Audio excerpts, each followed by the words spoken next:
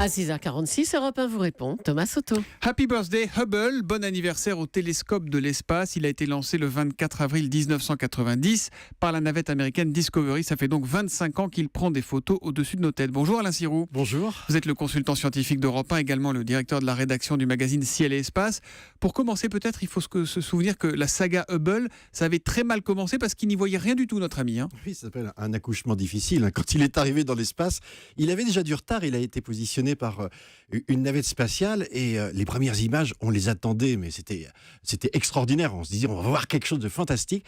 Et on a vu une tache floue. Et alors là, c'était tragique parce que on ne pouvait pas imaginer une seule seconde qu'il y avait sur ce miroir de 2,40 m de diamètre un problème optique. Et c'était terrible.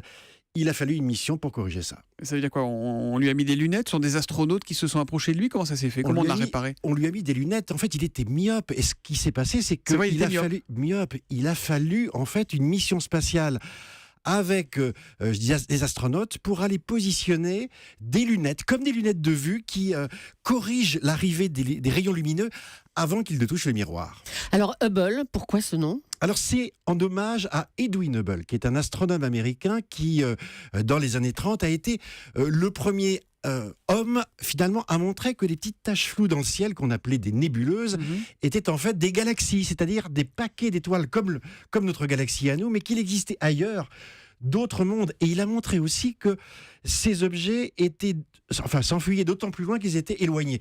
Donc il a donné corps au modèle du Big Bang. En fait, il a vu de très loin ce que Hubble voit d'un peu plus près, c'est ça Hubble ? Il a donné finalement une image du monde qui est une image en dimension dynamique. C'est-à-dire qu'il a montré que finalement tout s'enfuyait et que ce que l'on voyait au loin, qu'on pensait être des nuages, étaient en fait des milliards et des milliards de mondes. Alain, on a un tweet de Chaussy Family. Hubble ne symbolise-t-il pas la réussite d'une collaboration sans précédent entre la NASA, les Américains donc, et l'Agence spatiale européenne ? Absolument, parce que l'ESA, donc l'Agence spatiale européenne, je dirais, fait partie du programme de la NASA.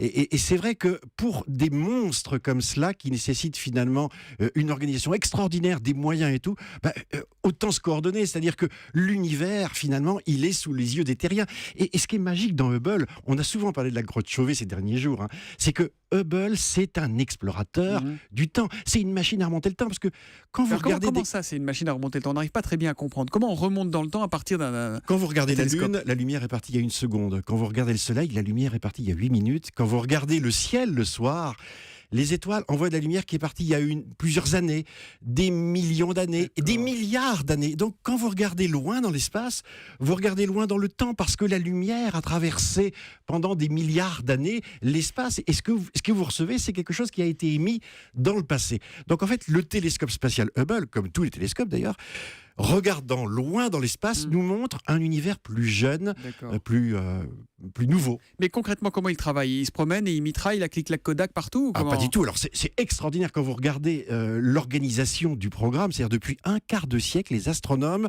proposent des observations au télescope spatial, à l'Institut du télescope spatial, et il y a une feuille de route. Alors on dit par exemple, regardons les nébuleuses pour voir comment naissent les étoiles.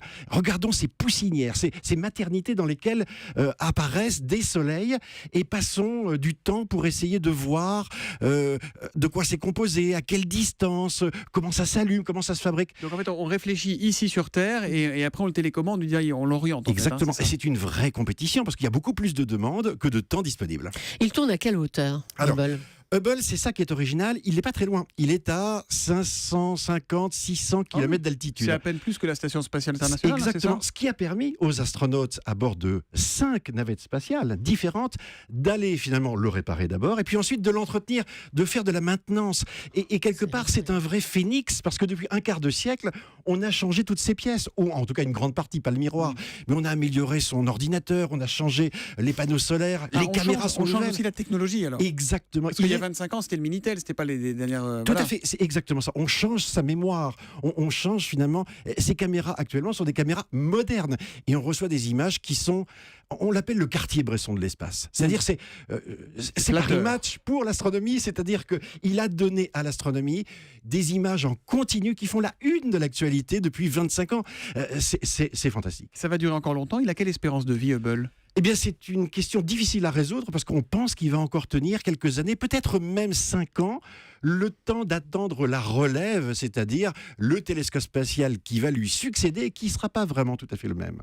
Il fera le même boulot? Oui, il y aura un second Hubble, Hubble 2. Alors, il y a un Hubble 2 qui s'appellera le James Webb Telescope. Et James Webb, c'est un ancien patron de la NASA.